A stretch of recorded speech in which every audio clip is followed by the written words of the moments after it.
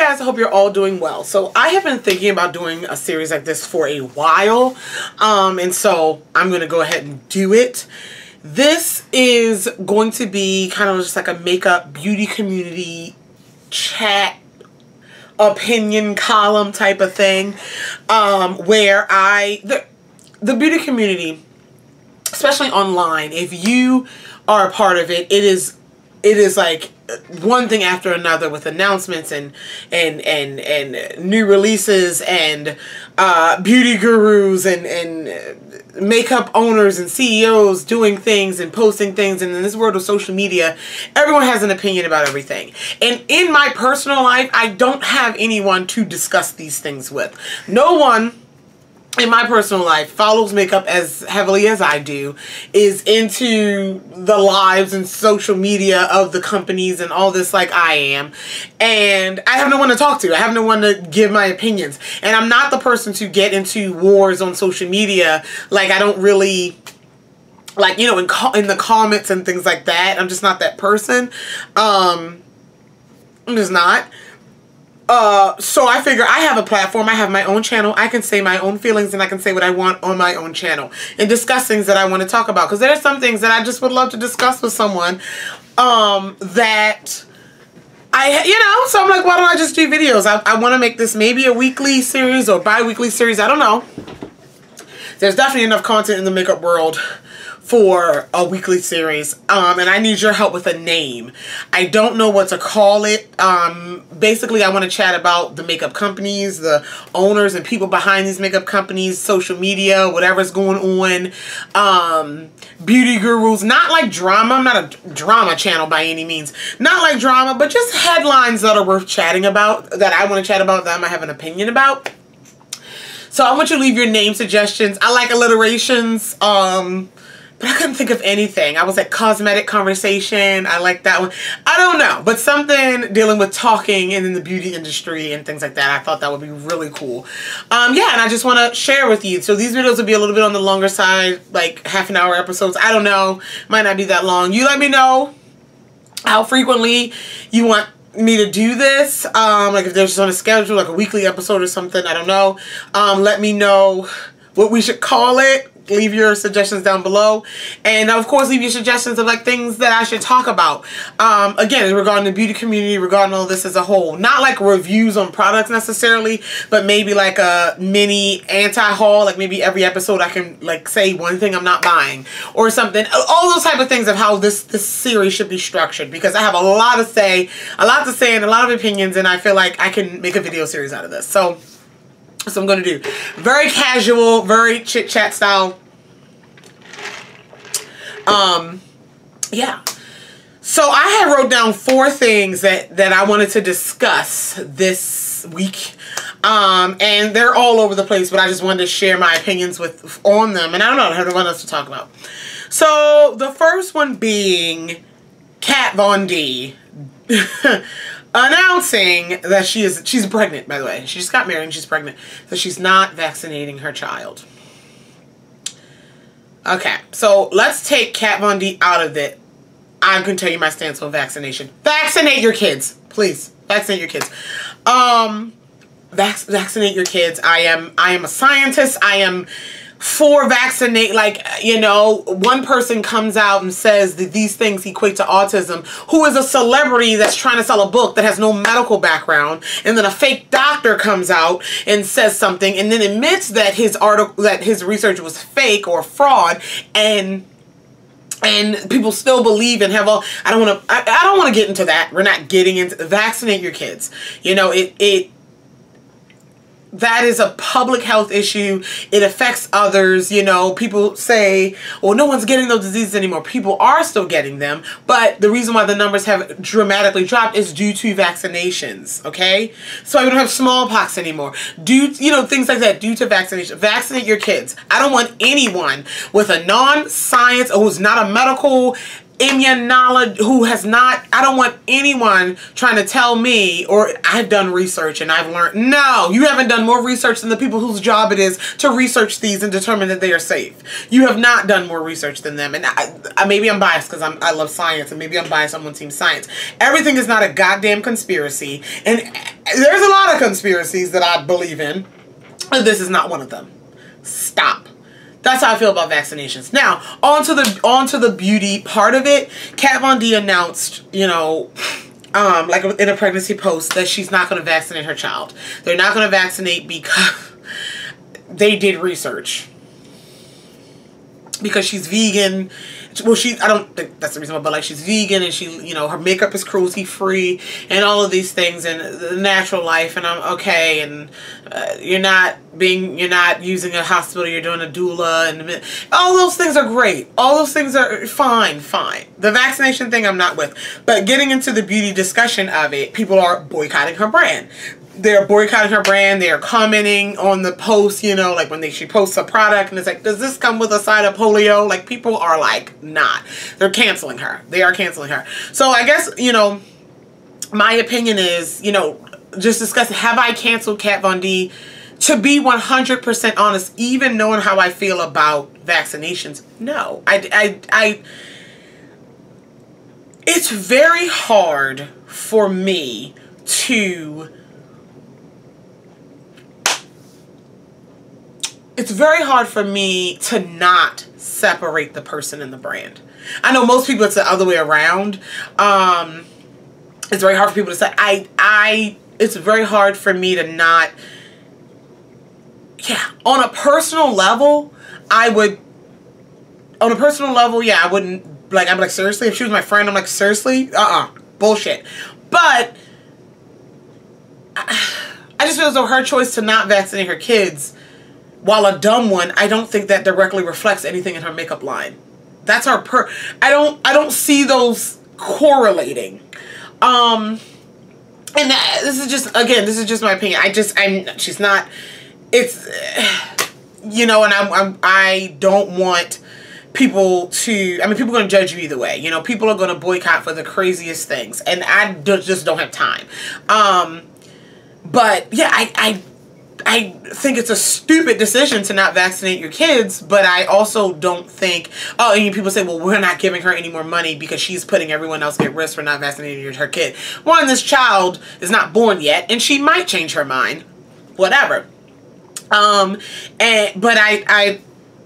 I mean, I'm not like, I have Kat Von D palettes. She's not like my favorite brand of all time. I do love her brand, but you know, it's just one of those things. I'll probably still buy something from her, from the brand. I just, it's not that it's not that big. From a science standpoint, it is, but from a makeup standpoint, honestly, to me, it's not. And you know, I don't know where my question is like, why did you have to announce that? Like, knowing that's an unpopular opinion, that can be a political debate, that can be a social debate, that's a huge thing and could potentially hurt your business because people can boycott and the power of the dollar. Why would you announce it? Like, that's my thing. We could have went our entire lives not knowing that Kat Von D's kid wasn't vaccinated. That's why did you have to say anything? Like, we know you're pregnant, you make that announcement, but why did you have to tell your millions of customers and consumers, your millions of consumers, that you're not vaccinating your kid? Why was that important to say? Just, if you're not going to do it, just don't do it. You know, I don't know. I just felt as though that was created for attention. That's kind of, if someone asks you, you could say no, but I feel like to openly give that such controversial information and to say, well, we've done research, you're asking for drama and you're asking for it, and I don't know. But like I said, I'm not canceling her.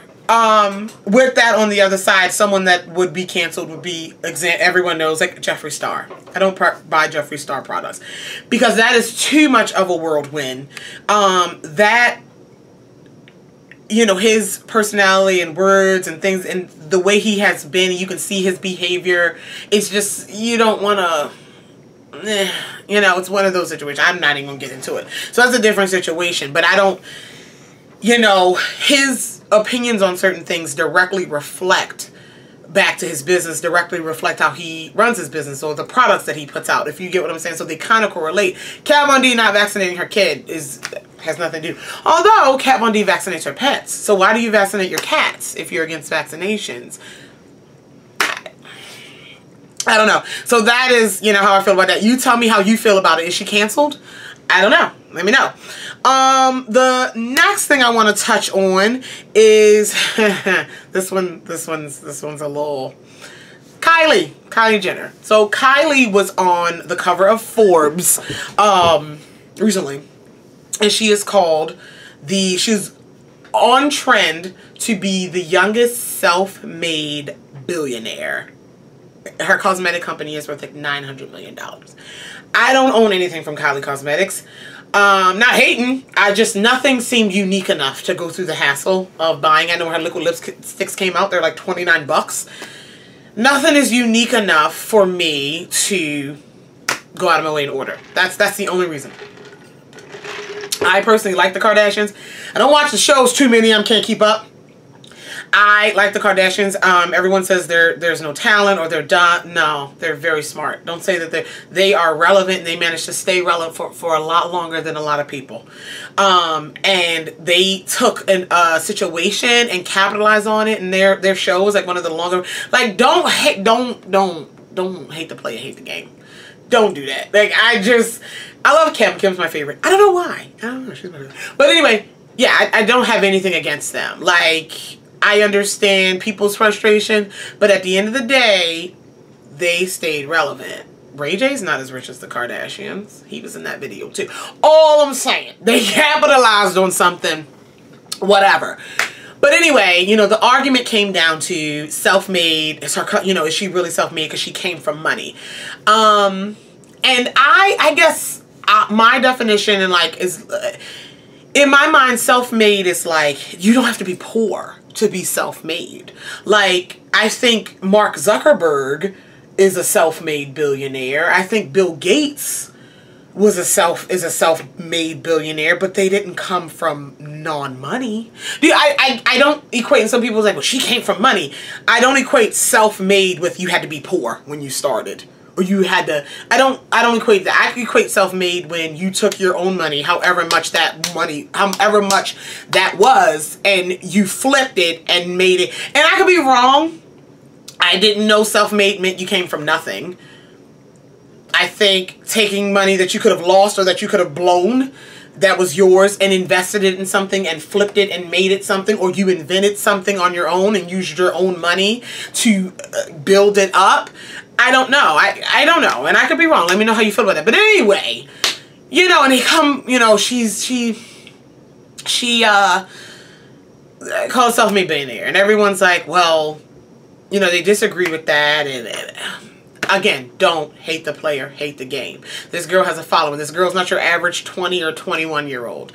And it's with her cosmetic line. Again, I don't have anything against it. I've never tried anything from it. Like I said, it's just things aren't unique enough. Like liquid lipsticks, they're a dime a dozen. Her palettes aren't unique enough for me to jump on it. That's the only reason. But she's 20,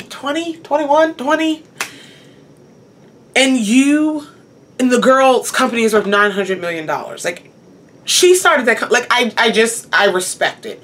I respect it. And I think it's more of a hating and a jealousy type of thing.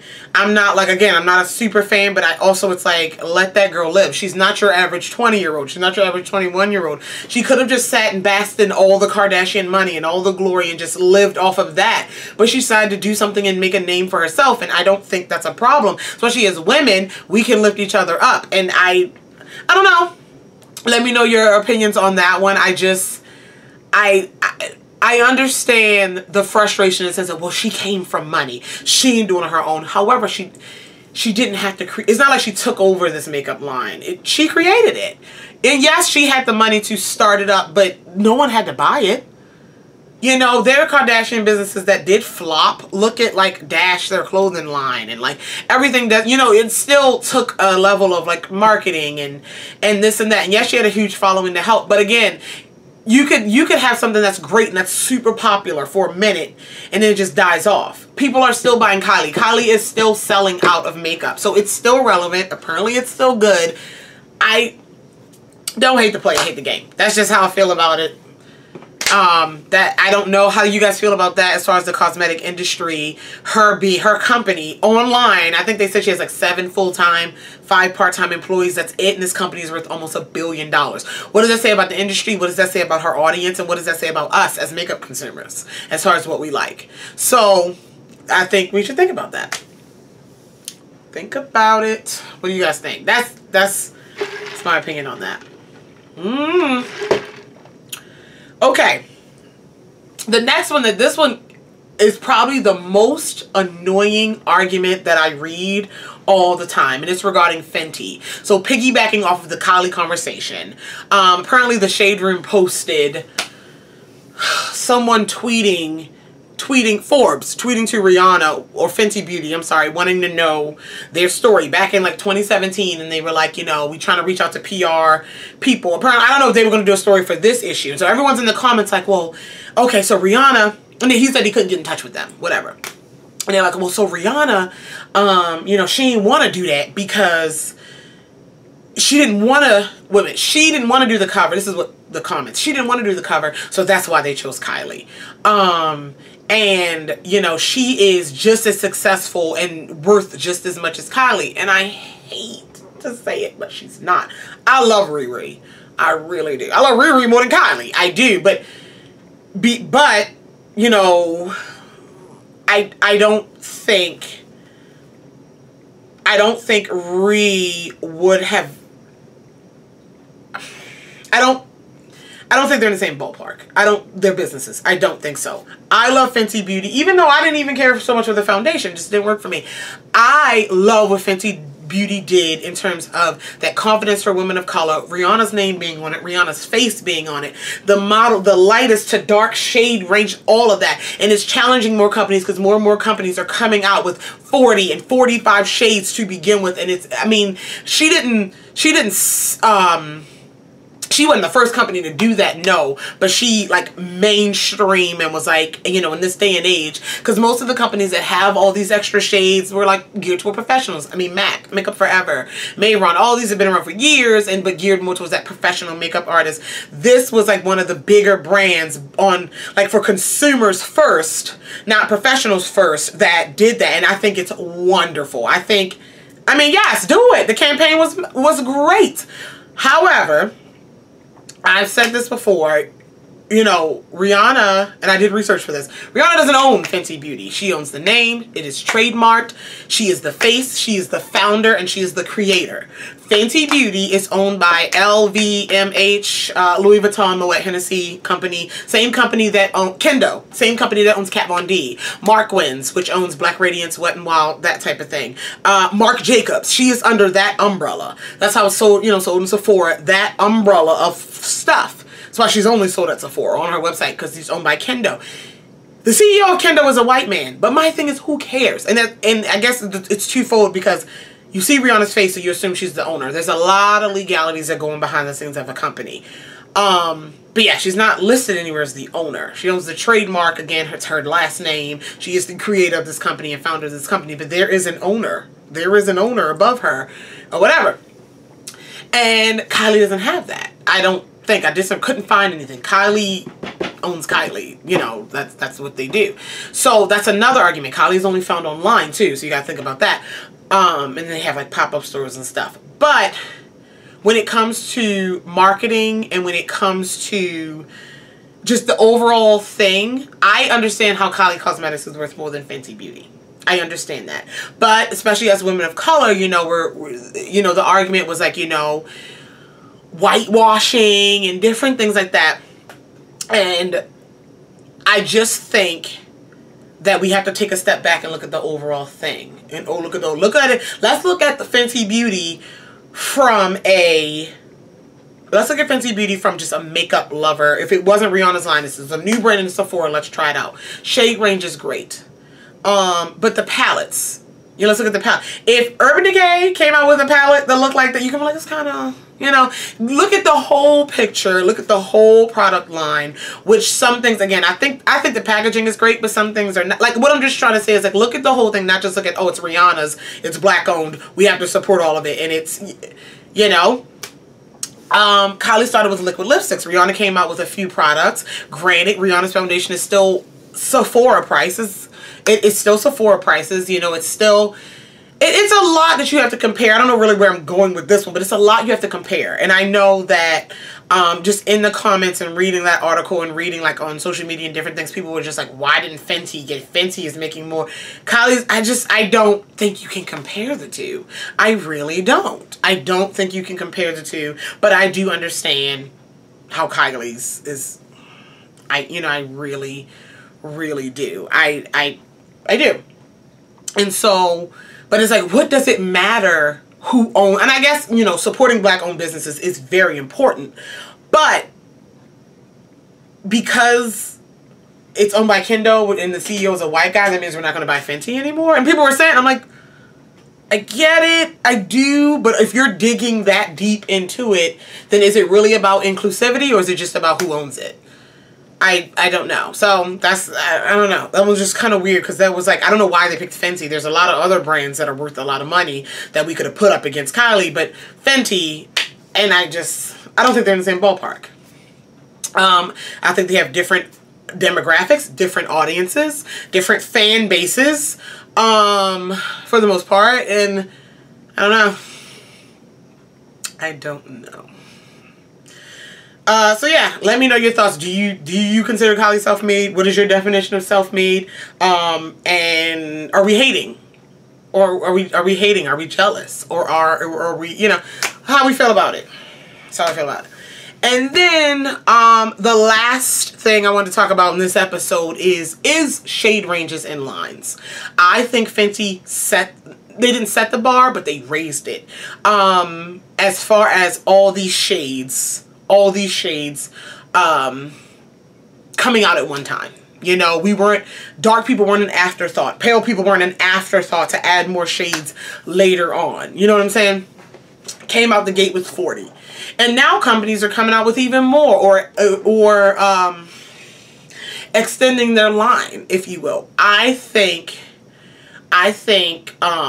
that's wonderful. I really do. Now, here's my question. Do you think if Fenty didn't like make that big campaign, and you know Fenty did it very well when they came out, do you think if they didn't do that, brands would have caught on their own? Like, we need to add more shades. I personally think it would have been a lot slower. Because you have brands like It Cosmetics. I saw a sneak peek on Trendwood's Instagram. It Cosmetics has like a new line with like 50 or 48 something. Their matte, it's going to be a new matte, the It Cosmetics CC cream that everyone loves. That's like in like 7 shades right now. It's like 40 or 50 of them. Like, wonderful. I don't think it would have been that fast as all these brands are adding more shades. I don't think so. I honestly think it is I don't think it's a competition thing to keep up. I think it's a marketing thing to stay ahead. Because I'm gonna be honest with you, if I am a give me a company like a NYX. NYX is drugstore. Nick is collabing with Alyssa Ashley, a YouTuber, and she helped develop this foundation. This foundation is coming out in 45 shades. Great for her. Jackie Aina, who helped with Too Faced, collab with Too Faced to put more deeper shades on their Born This Way foundation. Great. But why do you need to collab with a YouTuber to create deeper foundations? And it's marketing, because Jackie and Alyssa are beautiful women of color and they're the face of it now, and like they have a fan base. But at the end of the day, you could have consulted with an African American makeup artist. Professional makeup artist. You know, I think it's marketing first before it's, oh, we care about dark skin. This could be a conspiracy. I think it's great no matter what the reason is, but I don't think all these brands, because Fenty said, look, we doing this, now all these brands are like, now we care about the black dollar. I don't think that. I think it's, this is an opportunity. This is a hot topic right now. in the world, it's in the community. I think that's what it is. Do I think every foundation that NYX is going to put out from here on out will have 45 shades? Absolutely not. Because I feel as though if it was, we care about inclusivity, everything, every next would come out. Look at, so like with Too Faced and their foundation, y'all know a pet peeve of mine on the side. A pet peeve of mine is when foundations come out in a certain amount of shades and then concealers come out in a very small amount of shades. Pisses me off. I have the same amount of shades of concealer as you do foundation. Why don't you? You should have even more because people use different shades to brighten it up. Anyway, so look at the lines that came out with things like Too Faced Born This Way. They extended all these lines. They extended the Born This Way foundation, but then the concealer that came out, I don't know. I just don't see it being the standard for these companies. First, I see it being, it's a marketing, it's an opportunity. Look, we care, buy ours. Look, we care now, we care, which great for me and my skin. Now I have all these options, but I don't know. I just wanted to make that point to I don't think this will be the standard from going on here on out. I think there's some brands that will continue it, and those will be the ones that really care. But I think maybe in 4 or 5 years, we probably have more black-owned brands and things like that, of course. But I think that, oh, my mom's calling me. Hold on, Mom. Almost done this video. I think that there are some brands that are going to go back to 15, 16, maybe 20 shades. It's expensive to create all those shades, and also if we're not buying those shades, and that happens, I'm sorry, if we're not buying them, they're not going to keep making them. Plain and simple. So how do you feel about, like I said, it's great, but I want us to keep our foot in reality in the sense of I don't think every company is thinking of it on a political, like we need a social, they're looking at this and they're looking at this is what's important. This is what people care about right now. So we're jumping on it. Because I think it's a wonderful idea to collab with these YouTubers. If a company came to me and was like, let's collab and create some dark foundations. Yeah, I'm jumping on it. I'm jumping on it. But I know you're only collabing with me, not so much of my expertise. There are plenty of other people who have expertise in developing foundations for deeper skin than black YouTubers, but they might not have amassing millions of followers. I just think that's what it is. I don't care how it gets done. I'm glad that it is getting done. I just don't think it will continue to be done. You know, I don't know. I want it to continue, but this is just my, again, conspiracy. You know, let me know what you think. Let me know your opinions on those. Don't forget to leave suggestions for the name of this series. Leave suggestions for which else you want me to talk about. Leave suggestions on how long and how often you want these episodes to happen. So yeah, those are my makeup blurbs today and my opinions. If you have any questions or comments, you know, let's do it. Let's do it. Let's get this conversation going. Share this video. Share these discussions. Let's do it. I love you all, and I'll talk to you guys in the next one. Bye.